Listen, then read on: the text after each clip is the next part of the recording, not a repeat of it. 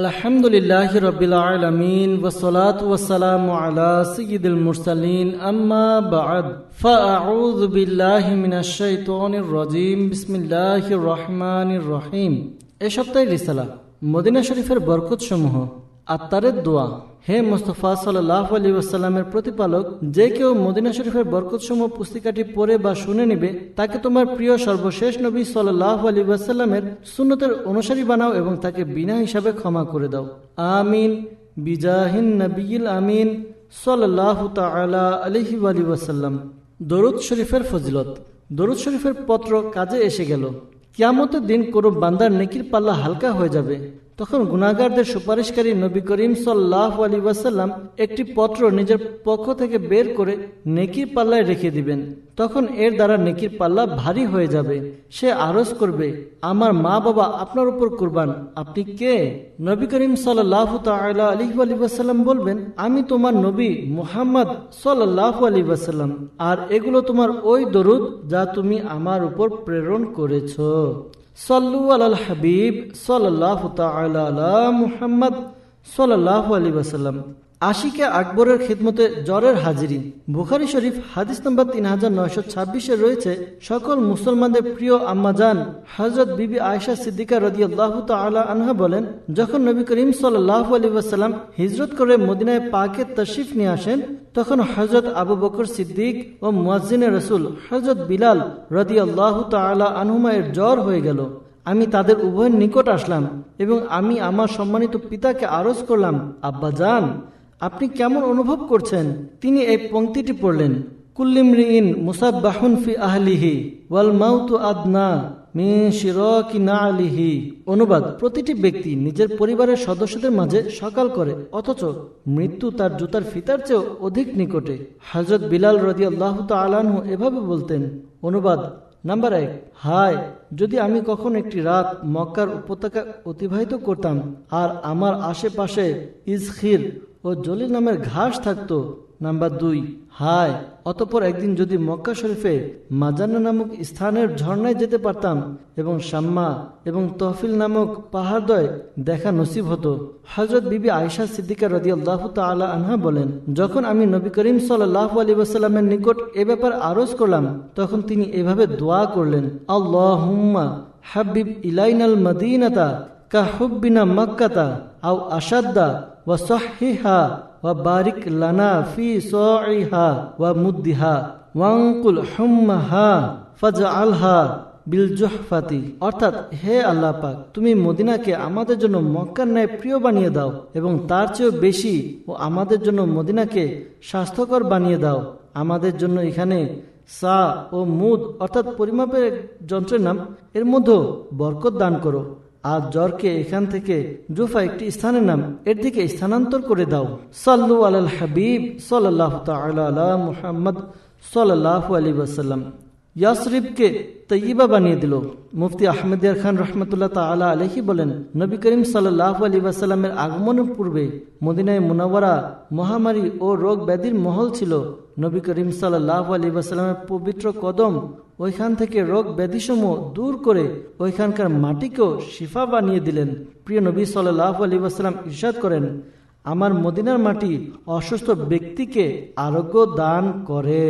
আলা হযরতের ভাই হাসান রাজা খান রহমতুল্লাহ তাআলা আলাইহি বলেন, না হো আরাম জিস बीमार को सारे जमाने से उठा ली जाए थोड़ी खाक उनके आस्ताने से।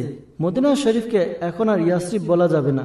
আলা হযরত ইমাম আহলে সুন্নাত মাওলানা শাহ ইমাম আহমদ রাজা খান রহমতুল্লাহ তাআলা আলাইহি বলেন, মদিনায়ে তৈয়বাকে ইয়াসরিব বলা নাজায়েজ ও নিষেধ এবং গুনাহ, আর যে বলবে সে গুনাহগার। রাসূল করিম সাল্লাল্লাহু আলাইহি ওয়াসাল্লাম ইরশাদ করেন, যে মদিনা শরীফকে ইয়াসরিব বলে তার উপর তওবা ওয়াজিব। মদিনা হলো তৈয়বা। আল্লামা মুনাব্বি রহমতুল্লাহ তাআলা আলাইহি বলেন, এই হাদিস দ্বারা প্রতীয়মান হলো যে মদিনায়ে তৈয়বার ইয়াসরিব নাম রাখা হারাম, কেননা ইয়াসরিব বলার কারণে ইস্তিগফারের অর্থাৎ ক্ষমা চাওয়ার নির্দেশ দেওয়া হয়েছে, আর ক্ষমা গুনাহের কারণেই করা হয়ে থাকে। ইমাম বুখারী রহমতুল্লাহ তাআলা আলাইহি তার তারিখে উল্লেখ করেন, যে ব্যক্তি মদিনা শরীফকে একবার ইয়াসরিব বলবে সে কাফারা স্বরূপ 10 বার মদিনা বলবে। খলিফা আলা হযরত মাওলানা জামিলুর রহমান রাজভী রহমতুল্লাহ তাআলা আলাইহি তার নাতের কিতাব কাবালায়ে বকশিসে খুবই চমৎকার ভাবে मदीना जिक्र करें, या रब मेरे दिल में है तमन्नाए मदीना, इन आंखों से दिखला मुझे सहराए मदीना। क्यों तैयबा को यासरिब कहूँ, ममनू है कतआन, मौजूद है जब से करो अस्माए मदीना। याद आता है जब रौजाए पुरनूर का गुंबद, दिल से ये निकलती है सदा हाय मदीना। ऐसा मेरी नजरों में समा जाए मदीना, जब आँख उठाऊं तो नजर आए मदीना। बुलवा के मदीने में जमील रज़बी को सग अपना बना लो इसे मौलाए मदीना। सल्लु अलल हबीब सल्लल्लाहु ताला अला मुहम्मद सल्लल्लाहु अलैहि वसल्लम। জ্বর অনুমতি চাইল। হযরত বিবি উম্মে তারিক রাদিয়াল্লাহু তাআলা আনহা বলেন, আল্লাহ পাকের প্রিয় হাবিব সাল্লাল্লাহু আলাইহি ওয়াসাল্লাম হযরত সাদ রাদিয়াল্লাহু তাআলা আনহুর নিকট তাশরিফ নিলেন এবং ঘরে প্রবেশ করার অনুমতি চাইলেন, সালাম দিলেন। হযরত সাদ রাদিয়াল্লাহু তাআলা আনহু চুপ রইলেন। দ্বিতীয়বার একই রকম হলো। অতঃপর হযরত সাদ রাদিয়াল্লাহু তাআলা আনহু চুপ রইলেন। যখন তৃতীয়বারও হযরত সাদ রাদিয়াল্লাহু তাআলা আনহু চুপ রইলে, তখন নবী করিম সাল্লাল্লাহু আলাইহি ওয়াসাল্লাম পুনরায় তাশরিফ নিয়ে আসতে লাগলেন। তখন হযরত সাদ রাদিয়াল্লাহু তাআলা আনহু আমাকে পাঠালেন এবং বললেন, আমাকে নবী করিম সাল্লাল্লাহু আলাইহি ওয়াসাল্লামের উত্তর দিতে কোনো জিনিসে বাধা দেয়নি, বরং আমি এটা চেয়েছিলাম যে নবী করিম সাল্লাল্লাহু আলাইহি ওয়াসাল্লাম আমার উপর আরো সালাম ইরশাদ করুক, অর্থাৎ অধিক নিরাপত্তার দোয়া দ্বারা ধন্য করুক। অতঃপর হযরত বিবি উম্মে তারিক রাদিয়াল্লাহু তাআলা আনহা বললেন, এরই মধ্যে আমি দরজায় আওয়াজ শুনলাম যে কেউ ভিতরে আসার অনুমতি চাচ্ছে, কিন্তু দেখা যাচ্ছে না। আল্লাহ পাকের দানক্রমে অদৃশ্যের সংবাদদাতা হুজুরপুর নূর সাল্লাল্লাহু আলাইহি ওয়াসাল্লাম ইরশাদ করলেন, তুমি কে? আমি উম্মে মিলদাম। এটা জ্বরের একটি উপনাম। নবী করিম সাল্লাল্লাহু আলাইহি ওয়াসাল্লাম ইরশাদ করলেন, তোমার জন্য কোনো মোবারকবাদ নেই, তুমি কুবাবাসীদের দিকে চলে যাও। সে আরজ করলো, জি ঠিক আছে। অতঃপর ওই দিকে চলে গেল। এক বর্ণনায় রয়েছে, যখন নবী করিম সাল্লাল্লাহু আলাইহি ওয়াসাল্লাম তাকে জিজ্ঞাসা করলো, তুমি কে? তখন সে বলল, আমি জ্বর, মাংস খাই এবং রক্ত পান করি। এই জ্বর কুবাবাসীদের উপর 6 দিন ও 6 রাত ছিল। ওইসব ব্যক্তিরা নবী করিম সাল্লাল্লাহু আলাইহি ওয়াসাল্লামের দরবারে জ্বরের ব্যাপারে আরজ করলো, আর তাদের অবস্থা এটা ছিল যে তাদের চেহারা হলুদ হয়ে গিয়েছিল। নবী করিম সাল্লাল্লাহু আলাইহি ওয়াসাল্লাম ইরশাদ করলেন, যদি তোমরা চাও তাহলে আমি তোমাদের জন্য আল্লাহ পাকের নিকট দোয়া করব যাতে তিনি তোমাদের কাছ থেকে একে দূর করে দেন, আর যদি তোমরা চাও তাহলে একে থাকতে দাও, তো এটি তোমাদের অবশিষ্ট গুনাহ মুছে দিবে। তারা আরজ করলো, ইয়া রাসূলুল্লাহ সাল্লাল্লাহু আলাইহি ওয়াসাল্লাম, একে থাকতে দিন। গোলামদের সেবা। পেরেশানগ্রস্তদের পেরেশানি দূরকারী প্রিয় নবী হুজুরপুর নূর সাল্লাল্লাহু আলাইহি ওয়াসাল্লাম কুবাবাসীদের আরজ করার কারণে একবার করে তাদের ঘরে প্রবেশ করতেন এবং তাদের জন্য সহজতার দোয়া করতেন। যখন তিনি পুনরায় তাশরিফ নিচ্ছিলেন, তখন তাদের মধ্যে হতে একজন মহিলা তার পিছনে আসলো এবং আরজ করলো, আপনাকে ওই খোদার শপথ যিনি আপনাকে সত্য নবী বানিয়ে প্রেরণ করেছেন, আমিও আনসারদের একজন, আপনি আমার জন্য ওই দোয়া করুন যেমনি ভাবে আনসার সাহাবায়ে কিরাম আলাইহিমুর রিদওয়ানদের জন্য দোয়া করেছেন। নবী করিম সাল্লাল্লাহু আলাইহি ওয়াসাল্লাম ইরশাদ করলেন, যদি চাও তাহলে আমি তোমার জন্য দোয়া করব যাতে আল্লাহ পাক তোমাকে আরোগ্য দান করেন, আর যদি চাও তাহলে ধৈর্য ধারণ করো, তাহলে তোমাদের জন্য জান্নাত রয়েছে। তখন সে আরজ করলো, আমি ধৈর্য ধারণ করছি, আর আমি জান্নাতের উপর কোনো জিনিসকেই প্রাধান্য দিই না। আল্লাহ পাকের রহমত তাদের উপর বর্ষিত হোক এবং তাদের সদকায় আমাদের বিনা হিসেবে ক্ষমা হোক। আমিন। বিজাহি খাতিমিন নবিয়িন সাল্লাল্লাহু আলাইহি ওয়াসাল্লাম। সাল্লু আলাল হাবিব সাল্লাল্লাহু তাআলা আলা মুহাম্মদ সাল্লাল্লাহু আলাইহি ওয়াসাল্লাম। গাউসে আজম রাহমাতুল্লাহ তাআলা আলাইহি জ্বর দূর করে দিলেন। হে আশিকানে রসুল, আল্লাহ পাক আমাদের গাউসে আজম হযরত শেখ আব্দুল কাদের জিলানী রহমতুল্লাহ তাআলা আলাইহিকে অসংখ্য উৎকর্ষতা দ্বারা ধন্য করেছেন। যেমন তিনি রহমতুল্লাহ তাআলা আলাইহির খিদমতে আবুল মাআলি আহমদ মুজাফফর বিন ইউসুফ বাগদাদি হাম্বলি আসলেন এবং বলতে লাগলেন, আমার ছেলে মুহাম্মদ এর 15 দিন ধরে জ্বর হয়েছে। গাউসে পাক রহমতুল্লাহ তাআলা আলাইহি বললেন, তার কানে কানে গিয়ে বলে দাও, হে উম্মে মিলদাম, অর্থাৎ জ্বরের এটি একটু উপনাম, তোমাকে আব্দুল কাদের রহমতুল্লাহ তাআলা আলাইহি বলেছেন আমার ছেলের ভিতর থেকে বের হয়ে যেতে। তিনি বললেন, যেভাবে আমাকে শেখ আব্দুল কাদের জিলানী রহমতুল্লাহ তাআলা আলাইহি নির্দেশ দিয়েছিলেন আমি ওইভাবেই বলেছি। তখন ওই দিনের পর থেকে কখনো জ্বর আসেনি। গাউসে আজমের দরবারে বসবাসকারীরা তার কাছ থেকে 2 বছর পর জ্বরের ব্যাপারে জিজ্ঞাসা করলে সে বলল, ওই দিন থেকে কখনো আর জ্বর আসেনি। জ্বর ও মহামারী। প্রিয় ইসলামী ভাইরা, অদৃশ্যের সংবাদদাতা হুজুরপুর নূর সাল্লাল্লাহু আলাইহি ওয়াসাল্লাম ইরশাদ করেন, আমি জ্বরকে মদিনাতে রেখে দিলাম আর মহামারীকে সিরিয়ার দিকে পাঠিয়ে দিলাম।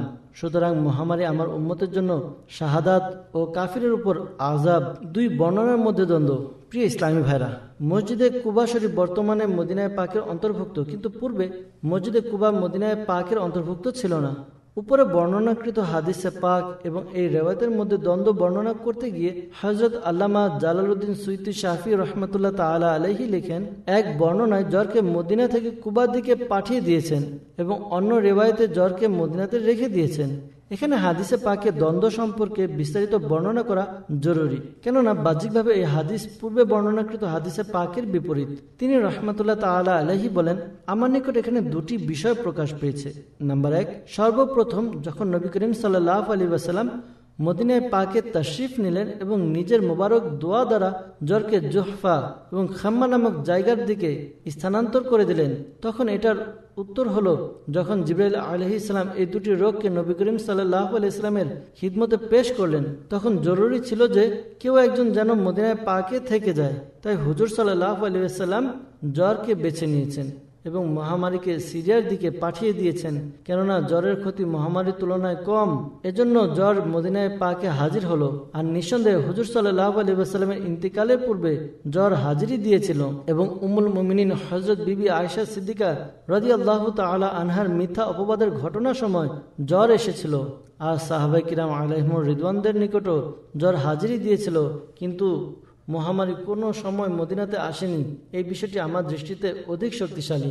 নাম্বার 2, আর দ্বিতীয় কারণ আমার দৃষ্টিতে এটা যে আল্লাহ পাকের প্রিয় হাবিব সাল্লাল্লাহু আলাইহি ওয়াসাল্লাম যেই জ্বরকে মদিনা থেকে দূর করে দিয়েছিলেন, সেটা একটি বিশেষ প্রকারের জ্বর ছিল, যেটা অনেক কঠিন ধ্বংসকারী ছিল।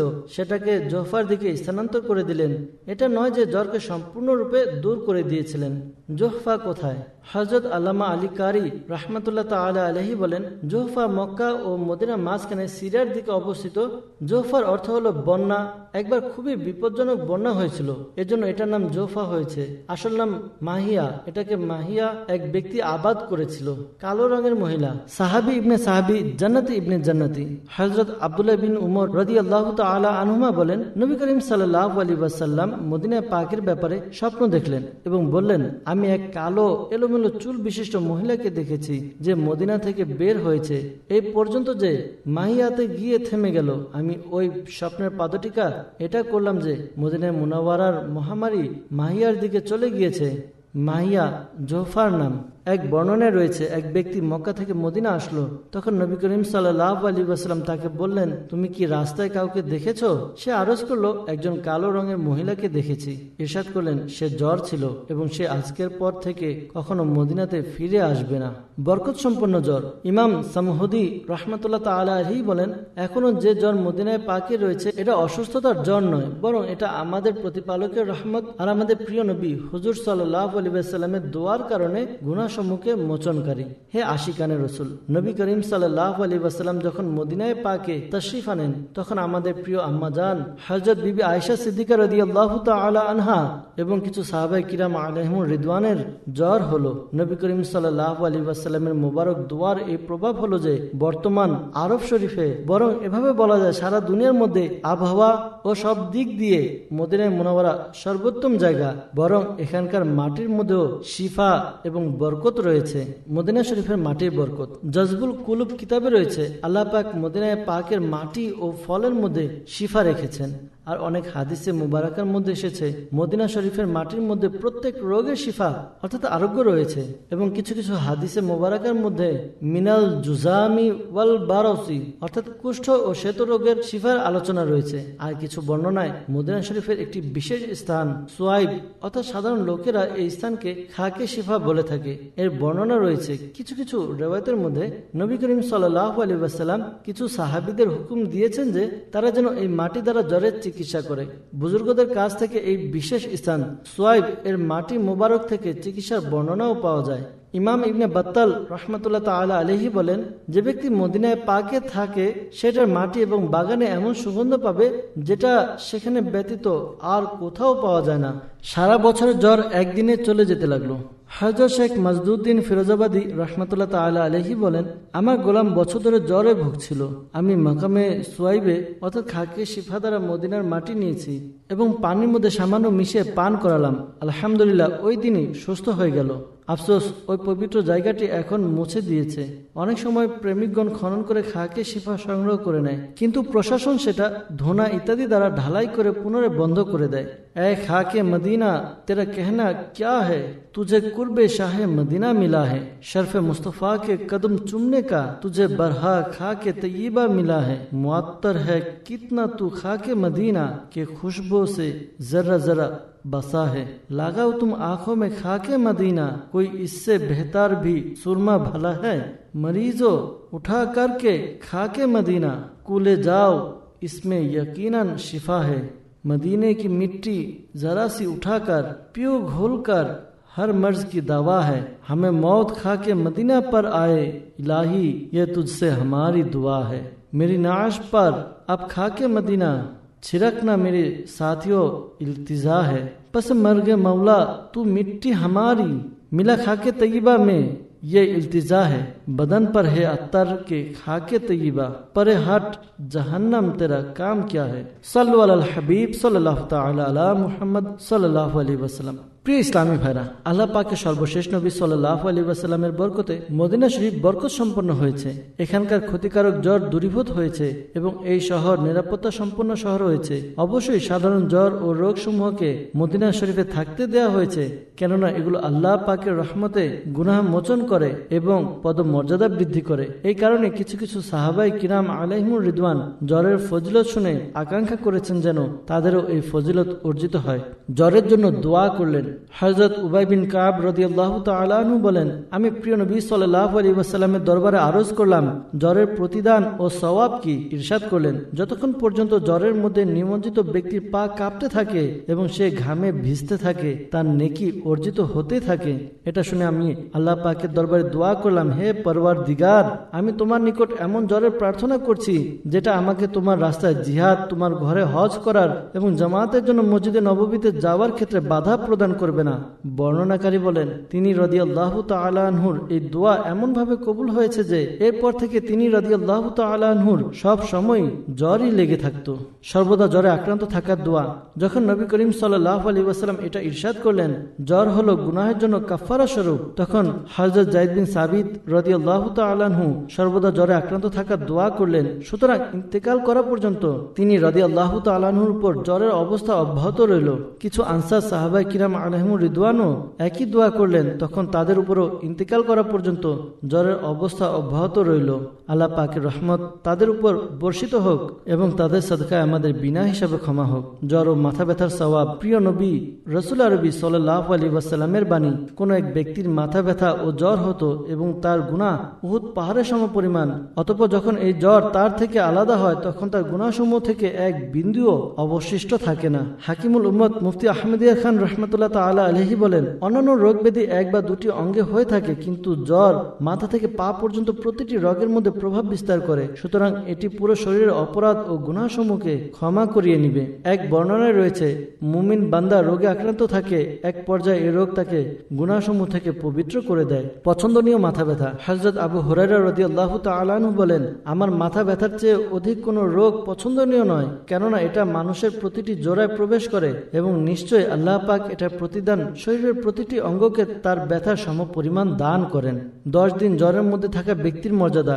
অন্য এক রিওয়ায়েতে রয়েছে, যার 3 রাত জ্বর রইল সে গুনাহসমূহ থেকে এমন ভাবে বের হয়ে গেল যেদিন সে আপন মায়ের পেট থেকে বের হয়েছিল।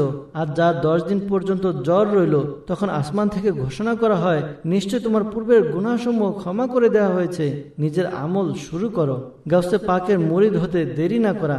কিছু বছর পূর্বের ঘটনা, এক যুবক আশিকানা রসুলের দিনী সংগঠন দাওয়াত ইসলামের দিনী পরিবেশের সাথে সম্পৃক্ত হয়ে গেল। কিছুদিন পর তার বিবাহ হয়েছিল, তার জ্বর হয়ে গেল, অতএব কোন রকম বিবাহ হয়ে গেল। অলিমার সময়ও ওই বেচারা অসুস্থই ছিল। বিয়ের 5 বা 7 দিন পর আল্লাহ পাকের সন্তুষ্টিতে তার ইন্তিকাল হয়ে গেল। ওই সময় মাদানী চ্যানেল ছিল না। আমির আহলে সুন্নাত দামাত বারাকাতুহুল্লাহ আলিয়া এর অডিও ক্যাসেট মাকতাবাতুল মদিনাতে হাদিয়ার বিনিময়ে পাওয়া যেত। ওই যুবক আমির আহলে সুন্নাত দামাত বারাকাতুহুল্লাহ আলিয়ার বয়ানসমূহ অধিকারে শুনত। আর শেষ সময় পর্যন্ত আমির আহলে সুন্নাত দামাত বারাকাতুহুল্লাহ আলিয়ার বয়ান চালাতো। আমির আহলে সুন্নাত তার পরিবারের লোকদের সমবেদনা জানানোর জন্য তাশরিফ নিয়ে গেলেন। তখন পরিবারের লোকেরা বলল যে সে আপনার বয়ান বারবার শুনত এবং আপনার মাধ্যমে হুজুর গাউসে পাক শেখ আব্দুল কাদির জিলানী রাদিয়াল্লাহু তাআলা আনহুর মুরিদ হওয়ার জন্য ডাকতে রইল। অতঃপর কালিমা ও ইস্তিগফার এবং তওবা করে সে জীবনের শেষ নিঃশ্বাস ত্যাগ করলো। আল্লাহ পাক মরহুমকে বিনা হিসেবে ক্ষমা করুক। হে আশিকানে রসুল, হুজুরের গাউসে পাক রাহমাতুল্লাহ তাআলা আলাইহির মুরিদ হওয়ার মধ্যে কোনো ক্ষতির আশঙ্কা নেই। উপকার আর উপকার, কেননা আল্লাহ ওয়ালাদের সাথে সম্পর্ক দুনিয়া ও আখিরাতে কল্যাণ দান করে। হুজুর গাউসে পাক রাহমাতুল্লাহ তাআলা আলাইহির সিলসিলার মধ্যে অন্তর্ভুক্ত হওয়ার বরকতের ব্যাপারে জানার জন্য আমির আহলে সুন্নাত দামাত বারাকাতুহুল্লাহ আলিয়ার পুস্তিকা মুন্নার লাশ পাঠ করুন। অবশ্যই আপনার উৎসাহ ও অনুপ্রেরণার জন্য গাউসে পাকের এক মুরিদের এমন মাদানী বাহার উপস্থাপন করছি যেটা পাঠ করে আপনি আন্দোলিত হবেন ইনশাআল্লাহ আজ্জা ওয়াজাল। গাউস ও রাজার দিওয়ানার মাদানী বাহার। মুর্শিদের শহর মুর্শিদের দেশের ল্যান্ডি নামক এলাকায় গাউসে পাকের এক দিওয়ানা থাকতো, যার নাম ছিল গোলাম নবী কাদেরী। সে মাসলাকে আলা হজরত এবং গাউসে পাক রাহমাতুল্লাহ তাআলা আলাইহির সম্পর্কের উপর খুবই দৃঢ় ছিল। একবার ল্যান্ডিতে আমির আহলে সুন্নাত দামাত বারাকাতুহুল্লাহ আলিয়ার সুন্নতপরা বয়ানের মাধ্যমে ইজতিমা অনুষ্ঠিত হলো। গোলাম নবী কাদেরী জ্বর অবস্থায় গাড়িতে যেতে যেতে নেকি দাওয়াতে সারা জায়গা ছিল। যখন বয়ানের সময় এলো তখন সে চাদর বিছিয়ে বসে গেল। 2 দিন পর আমির আহলে সুন্নাত দামাত বারাকাতুহুল্লাহ আলিয়ার নিকট খবর আসলো যে ওই দিওয়ানার ইন্তেকাল হয়ে গেল। তিনি অর্ধরাতে তার ঘরে তাশরিফ নিলেন। আমির আহলে সুন্নাত দামাত বারাকাতুহুল্লাহ আলিয়া বলেন, আমি অনেক মৃতকে দেখেছি, কিন্তু এরকম উজ্জ্বল ও আলোকিত চেহারা কাউকে দেখিনি। ফুলের ন্যায় প্রস্ফুটিত নুরানি চেহারা যেন এখনই শুয়েছে। অনেক আশিকানে রসুলের বর্ণনা, মনেই হচ্ছে না যে এটা কোনো মৃত, বরং এমন আরামে শুয়ে রয়েছে যেন ঘুমিয়ে আছে। তার মৃতদেহের চারপাশে ইসলামী ভাইরা নাতে রাসূল পাঠ করছিল। আমির আহলে সুন্নাত দামাত বারাকাতুহুল্লাহ আলিয়া বলেন, এমন লাগছে যেন সে সফল হয়েছে। আল্লাহ পাকের রহমত তার উপর বর্ষিত হোক এবং তার সাদকায় আমাদের ক্ষমা হোক।